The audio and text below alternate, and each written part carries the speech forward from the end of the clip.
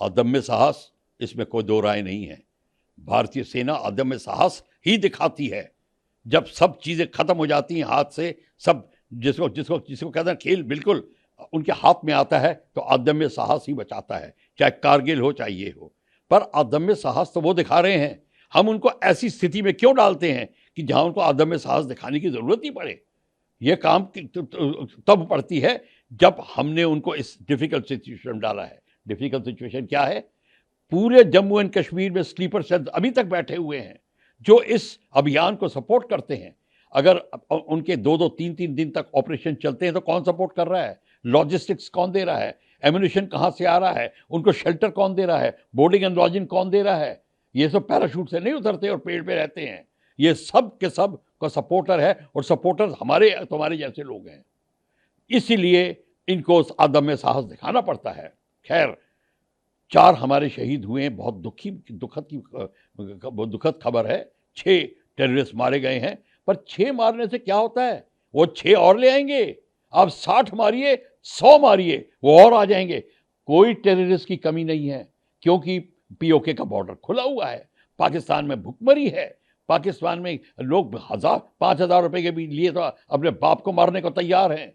तो वहां पे क्या प्रॉब्लम है? वो तो आप जितना पैसा दीजिए वो आ जाएंगे। सपोर्टिंग सेट यहाँ पे है, रिलीजियस इशू है, दोनों साइड का रिलीजन भी एक है। जिहाद के नाम पर वो सब कुछ कर, एक गरीब आदमी सब कुछ करने को तैयार है। बाप अपने बेटे को आगे कर देता है जिहाद के नाम पर। तो ये सारा का सारा गेम चलता रहेगा सारा। और आप, प्रॉब्लम सारी ये है कि एक तो स्लीपर सेल बैठा हुआ है, वो जो उनको मदद कर रहा है, और वो स्लीपर सेल इसलिए कामयाब होता है कि जो सिक्योरिटी अरेंजमेंट्स हैं वो वितरित हैं। सारी की सारी सिक्योरिटी एजेंसीज और आर्म फोर्सेस वगैरह अलग अलग कमांड में है। इनको एक चेन ऑफ कमांड में लाना पड़ेगा। पूरा जम्मू एंड कश्मीर का एक चेन ऑफ कमांड में जब तक नहीं होगा और सारी सिक्योरिटी एजेंसीज एक हेड के अंदर में नहीं होंगी, तब तक ये काम चलता रहेगा।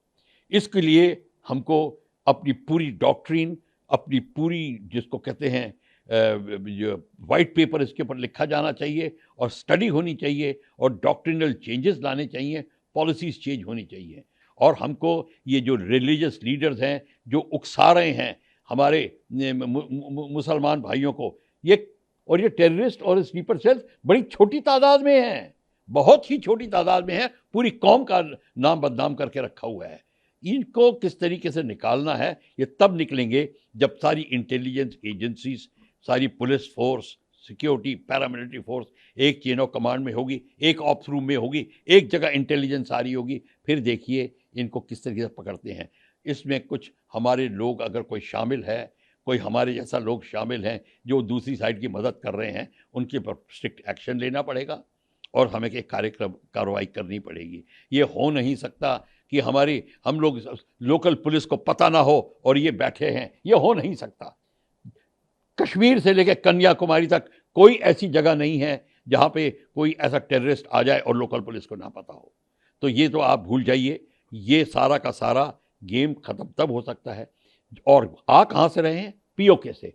पीओके में 6-7 जगहें हैं।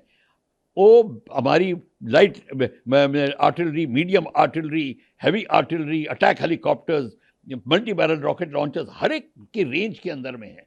आप उन जगहों को नेस्तनाबूद करिए और उनको ऑक्यूपाई कर दीजिए। एक बार आपने पीओके में कई जगह 3-4 जगहों को कब्जा करके रख लिया, कपड़ा सर्जिकल स्ट्राइक किया, जो मर्जी किया, आप फिर देखेंगे उनके पांव उखड़ेंगे ही नहीं, वो आना बंद कर देंगे। और यहाँ फिर आप स्लीपर सेल्स को और जो सपोर्टिंग यूनिट्स हैं, ये स्लीपर सेल हम बहुत यूज़ करते हैं, जिनकी सपोर्टिंग यूनिट्स हैं वो अपने आप ख़त्म होनी शुरू हो जाएंगी। जब तक हम ये नहीं करेंगे, आई एम सॉरी, हमारे को आपके ये अभियान चलते रहेंगे। ये बैक टू बैक तीसरा या चौथा हो रहा है, उसके पहले हम काउंट ही नहीं कर रहे हैं, ये होते जा रहे हैं। तो आपको इसको करने के लिए यही तरीका है। और सारी दुनिया जानती है कि भारत जो कदम उठा रहा है, सारी दुनिया हमको सपोर्ट करेगी, क्योंकि हम एंटी टेररिस्ट ऑपरेशन कर रहे हैं और सब लोग ग्रसित है। यहाँ तक कि पाकिस्तान की पब्लिक और पाकिस्तान की जो गवर्नमेंट है, वो भी, उनको भी पता चल गया, वो भी अब इससे खौफ खाते हैं। टेररिस्ट उनको भी तंग कर रहे हैं। तो ये पाकिस्तान की आर्मी की चाल है, क्योंकि पाकिस्तान की आर्मी ही कश्मीर का मुद्दा अलाइव रखना चाहती है। कश्मीर का मुद्दा अलाइव रहेगा, उनकी हैसियत रहेगी, उनकी वो स्थापित रहेंगे। जहाँ कश्मीर का मुद्दा गया, लोग उनको पाकिस्तानियों को, आर्मी को कहेंगे, पाकिस्तान आर्मी को, भैया तुम बैरक में जाइए, अब यहाँ क्या कर रहे हैं। वो ये प्रूव करना चाहते हैं कि कश्मीर का मुद्दा इतना अलाइव है, भारत हमको खाने की कोशिश कर रहा है और हम इसलिए हुकूमत में बैठे हैं। पाकिस्तान की आर्मी 85% देश की जो बिजनेस की कार्रवाई प्रणाली है उसके ऊपर कंट्रोल करके बैठी हुई है। उनको वो सोने की अंडा देने वाली मुर्गी को नहीं काटना चाहते।